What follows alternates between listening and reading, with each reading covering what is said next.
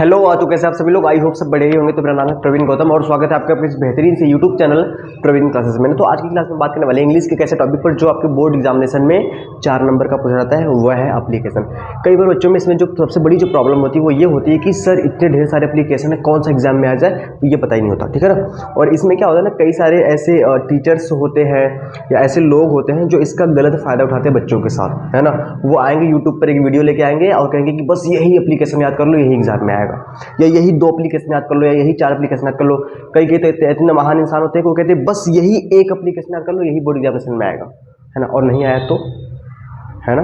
क्योंकि देखो, जो भी बातें कोई आपसे कर रहा है इतने कॉन्फिडेंस के साथ, इतना 100% श्योरिटी के साथ, तो किस बेसिस पे कर रहा है? क्या वो खुद वहां पे बैठ के पेपर बना रहा है ना।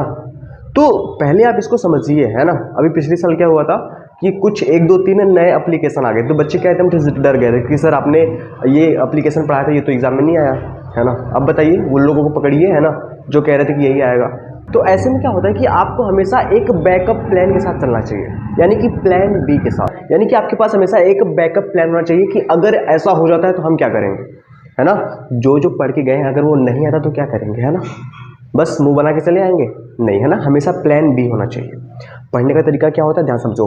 अगर मान लेते हैं कि हमारे पास टोटल 10 एप्लीकेशन है और अगर मैं आपसे कह दूं कि ये 4 जो है आने के बहुत ज़्यादा चांसेस हैं, पर कोई भी टीचर श्योरिटी नहीं ले सकता कि यही आएगा। क्या मैं ले सकता हूँ? क्या आपके स्कूल कोई सर कह सकते हैं कि एकदम यही वाला आएगा? नहीं कह सकते, है ना। तो अब देखो, प्लान बी क्या होना चाहिए कि इन 5 को तो मैं बहुत ध्यान से पढ़ूंगा, लेकिन मैं इनको भी देख कर जाऊंगा या थोड़ा सा पढ़ कर जाऊंगा, अगर ये आ गए तो, है ना। और मान लेते हैं कि इनको भी पढ़ लिया, इसके अलावा कुछ अलग तरीके से आ गया तो क्या करेंगे, है ना। तो उस तरह के एप्लीकेशन को भी हैंडल कैसे करा जाता है आज की क्लास में मैं आपको सिखाने वाला हूँ, ठीक है। ये होता है पढ़ने का बेस्ट तरीका क्या कि पहले जो एकदम ज़्यादा इंपॉर्टेंट है उसको पढ़ लिया और इसको देख लिया, है ना। और अगर मान लेते हैं इससे अलग तरीके से रहता है तो हम उसको कैसे बना के लिख सकते हैं, है ना। ये चीज़ आपको पता होनी चाहिए, तब आते हैं मार्क्स, है ना। और इससे क्या होता है कि जो आपका कॉन्फिडेंस होता है एकदम हाई लेवल पे रहता है ना। क्योंकि आपको कोई टेंशन ही नहीं है। जो बच्चा 2 से 3 एप्लीकेशन पढ़ के जाएगा उसको हमेशा चिंता बना रहेगा कि एग्जाम में आएगा कि नहीं आएगा, आएगा कि नहीं आएगा, है ना। और जिसने बहुत ज़्यादा पढ़ रखा हो उसको भी चिंता होगा कि यार इतना पढ़ के गया हूँ, कौन सा लिखूंगा, है ना। तो पढ़ने का तरीका क्या है कि कुछ चीज़ों को बहुत ध्यान से पढ़ना है, कुछ चीज़ों को देख लेना है ना। और ये समझ लेना है कि अगर ये एग्जाम में आएगा तो इसको कैसे लिखना है, ये होता है बेस्ट तरीका। और देखो, है ना, मैं ना, ठीक है, आपके वो जो यूट्यूब के जो पता नहीं वो यूट्यूबर है या सच में टीचर है ना, ठीक है, बच्चों के साथ पता नहीं उनका क्या ही रहता है, या वो खुद से मतलब रखते हैं, बच्चों के साथ मतलब रखते हैं, ठीक है ना। हर दिन एक वीडियो आता है और कहते हैं कि बस यही इंपॉर्टेंट है, ये कर लो, इतने से काम हो जाएगा, है ना, इतना पढ़ लो, इतने से काम हो जाएगा, ठीक है। देखो सिंपल सी बात सुनो, मैं वैसा बिल्कुल भी नहीं हूँ, है ना। बच्चों के साथ गलत होते हुए देखना और उनके साथ जो भी कर रहा है ना, मुझे मतलब ये दोनों चीज़ें बहुत बेकार लगती है, ठीक है।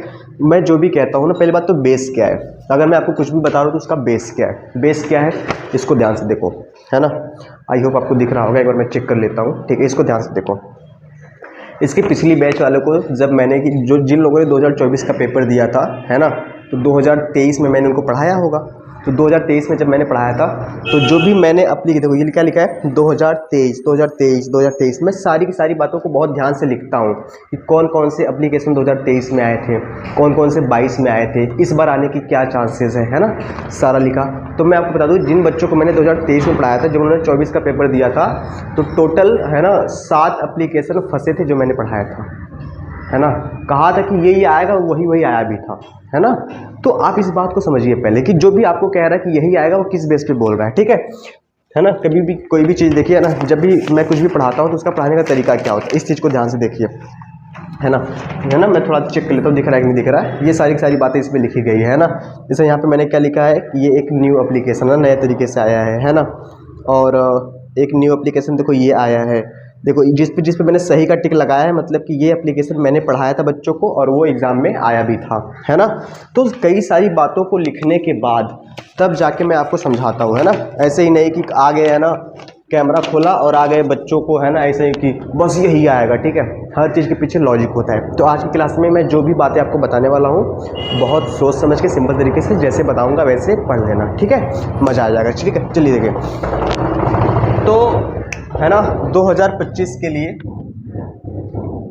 है ना। आप 2025 में बोर्ड का पेपर देने वाले हैं इंग्लिश में, ठीक है। तो उसके लिए मैंने यहाँ पे टोटल 10 एप्लीकेशन लिखे हैं। पहली बात तो आपको डरना बिल्कुल भी नहीं है ना कि सर कैसे याद करेंगे, क्योंकि एप्लीकेशन में ना कुछ बातें, उसका जो स्ट्रक्चर होता है, जो फॉर्मेट होता है, वो सेम ही होता है। ऊपर की कुछ लाइनें सेम होती है, नीचे की लाइनें सेम होती है, बीच की सिर्फ एक लाइनें चेंज होती है, ठीक है। उसका भी बना के कैसे लिखते हैं ये भी मैं सिखाऊंगा, है ना। तो सारी की सारी बातें बताऊंगा, बस देखते रहना, ठीक है बच्चा। देखो ज़्यादा ना कंफ्यूज मत होना।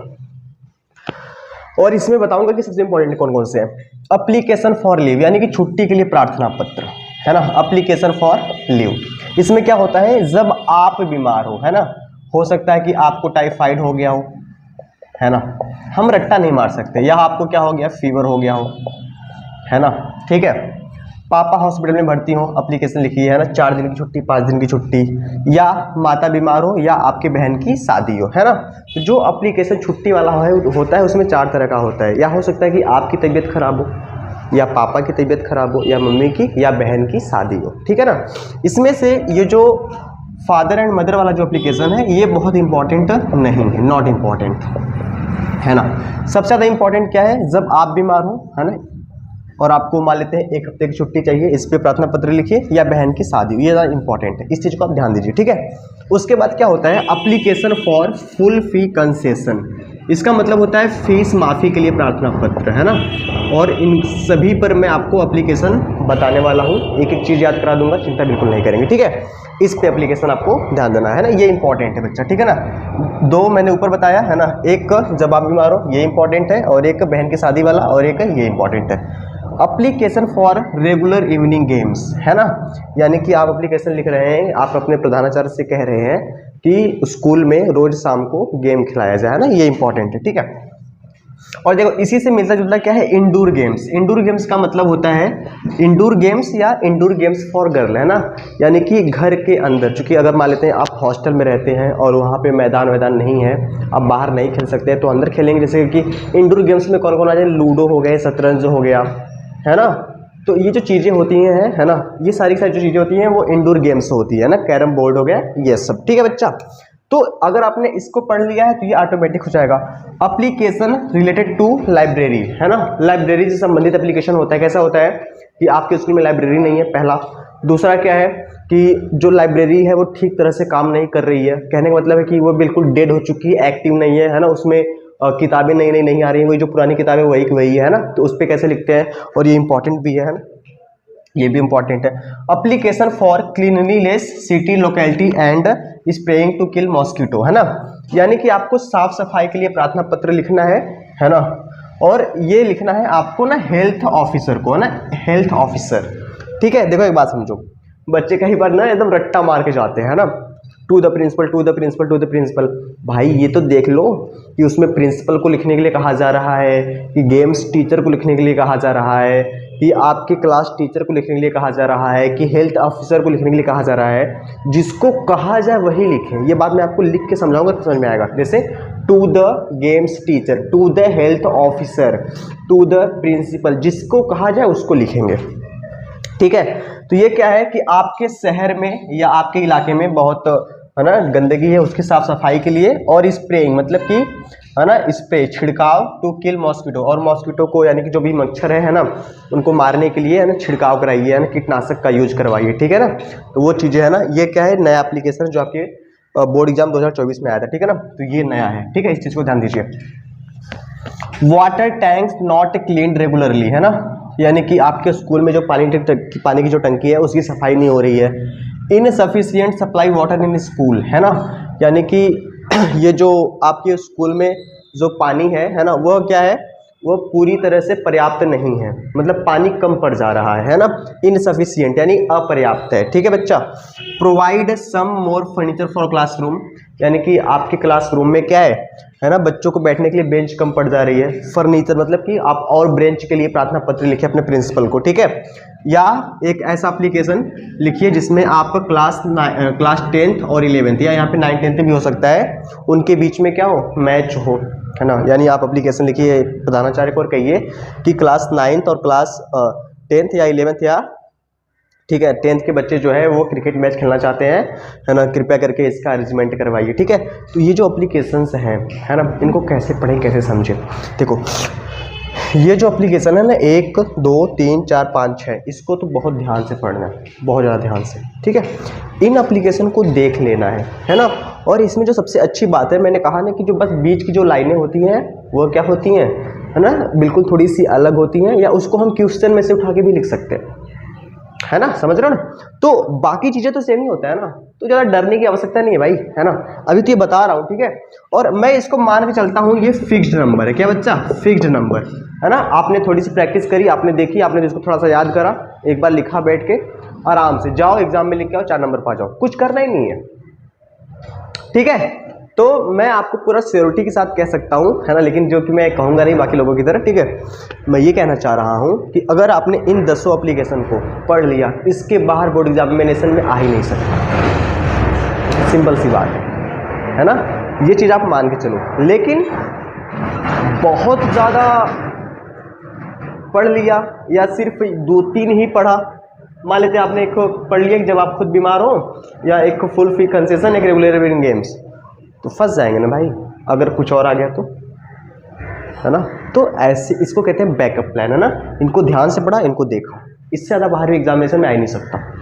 ठीक है, तो ये क्या जगह आपका 4 नंबर फिक्स्ड हो जाएगा, है ना। अब हम बात करते हैं कि बच्चों की जो दूसरी जो बड़ी प्रॉब्लम होती है कि सर बोर्ड एग्जामिनेशन में सही तरीके से एप्लीकेशन कैसे लिखें, यानी कि सबसे अच्छा एप्लीकेशन कैसे लिखें। ये बच्चों के मन में क्वेश्चन जो होता है कई बार आता है ना, यानी कि जिसमें हमारे नंबर बिल्कुल ना कटे। तो एप्लीकेशन लिखने के लिए जो सबसे इंपॉर्टेंट बात है ना, एक अच्छा एप्लीकेशन का मतलब क्या है ना। अच्छा एप्लीकेशन का मतलब क्या है कि आपकी जो हैंड राइटिंग हो, आपकी जो हैंड राइटिंग हो वो बिल्कुल साफ होनी चाहिए बच्चा। ठीक है, हैंड राइटिंग बिल्कुल साफ हो, है ना। दूसरा, उस एप्लीकेशन को लिखने का जो स्ट्रक्चर है, यानी कि फॉर्मेट, है ना, टू कहाँ लिखना है, द प्रिंसिपल कहाँ लिखना है, स्कूल का नाम कैसे लिखना है, सर मैडम कैसे लिखना है, ये बीच की बात क्या लिखनी है, योर ओबीडिएंटली कैसे लिखना है, ये इंपॉर्टेंट होता है ना। उसको कहते हैं स्ट्रक्चर या फॉर्मेट, है ना।